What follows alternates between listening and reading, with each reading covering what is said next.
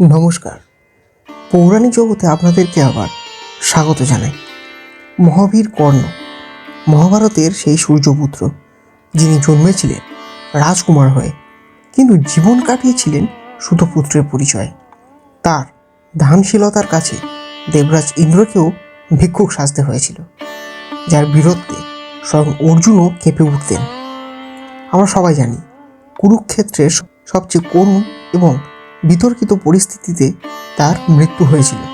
কিন্তু আপনারা কি জানেন, তার মৃত্যুর ঠিক আগের মুহূর্তে যখন তার আত্মা শরীর ছেড়ে বেরিয়ে যাচ্ছে, তখন স্বয়ং ভগবান শ্রীকৃষ্ণ তার সামনে এসে দাঁড়িয়েছিলেন এবং তাকে 3টি বর দিতে চেয়েছিলেন।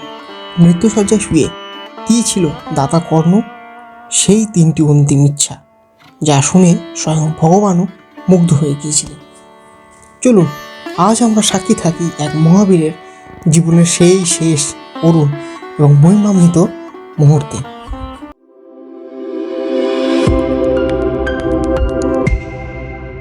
কুরুক্ষেত্রের যুদ্ধের 17তম দিন প্রায় শেষের পথে।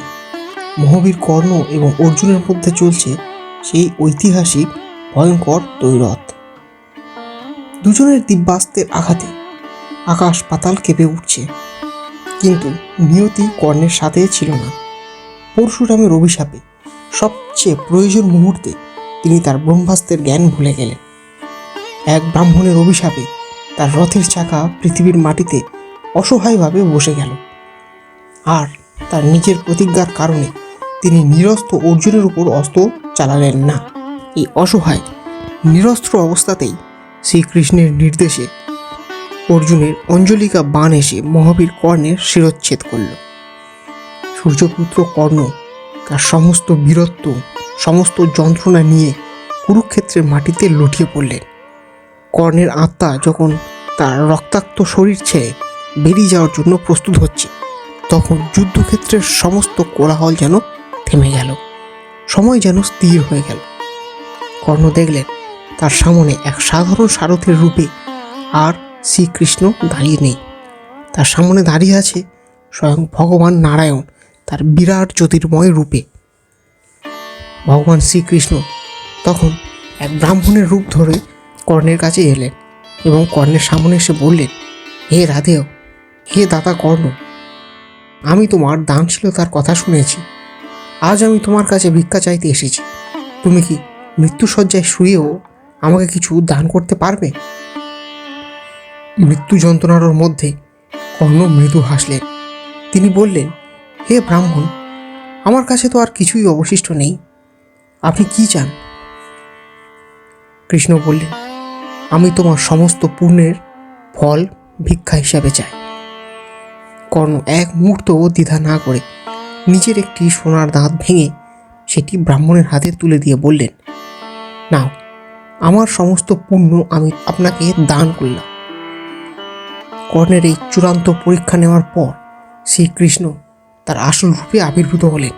তিনি বললেন, হে কর্ণ, আমি তোমার দানশীলতা, তোমার বীরত্ব এবং তোমার সত্যনিষ্ঠায় মুগ্ধ।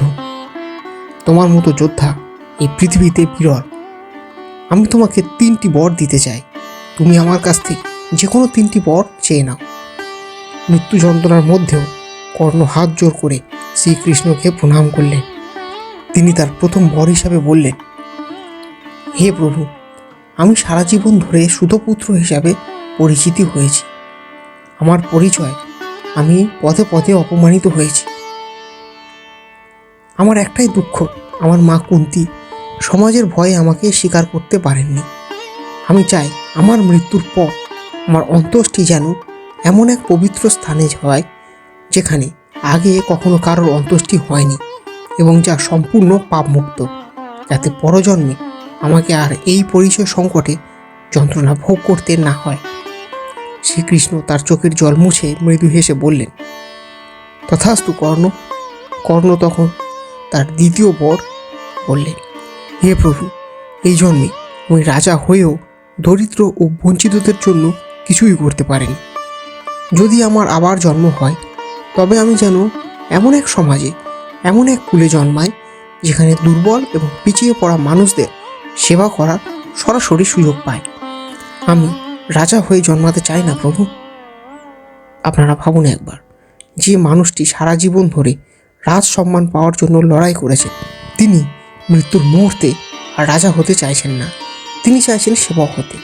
কর্ণের এই মহানুভবতা দেখে স্বয়ং শ্রীকৃষ্ণের চোখও আর্দ্র হয়ে উঠল।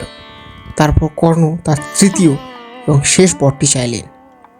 তিনি বললেন, হে জনার্দন, যদি আবার জন্ম হয় এবং যদি আমি পূর্ণের ফলস্বরূপ কোনো সম্মান লাভ করি, তবে আমি চাই আপনি যেন আমার রাজ্যের আমার প্রজা হয়ে জন্মগ্রহণ করেন। এই জন্মে তো আমি আপনার সেবা করার সৌভাগ্য পেলাম না, কিন্তু পরজন্মে আমি যেন আপনার সেবা করি, আপনাকে রক্ষা করার সৌভাগ্য লাভ করি। এই তিনটি বর চেয়ে মহাবীর কর্ণ শান্তভাবে তার শেষ নিঃশ্বাস ত্যাগ করলেন। শ্রীকৃষ্ণ তথাস্তু বলে তার সমস্ত ইচ্ছা পূরণ করার প্রতিজ্ঞা করলেন। তিনি কর্ণের প্রথম বরটি পূরণ করার জন্য এক অবিশ্বাস্য কাজ করলেন। তিনি তার নিজের বিরাট রূপের হাতের তালুটি পৃথিবীর উপর স্থাপন করলেন এবং সেখানে কর্ণের নশ্বর দেহটিকে রাখলেন। তিনি বললেন, হে কর্ণ, আমার এই হাতের চেয়ে পবিত্র এবং নিষ্পাপ স্থান এই ত্রিভুবনে আর কোথাও নেই, এখানেই তোমার অন্ত্যেষ্টি সম্পন্ন হবে। এই বলে শ্রীকৃষ্ণ নিজেই কর্ণের অন্ত্যেষ্টিক্রিয়া সম্পন্ন করলেন।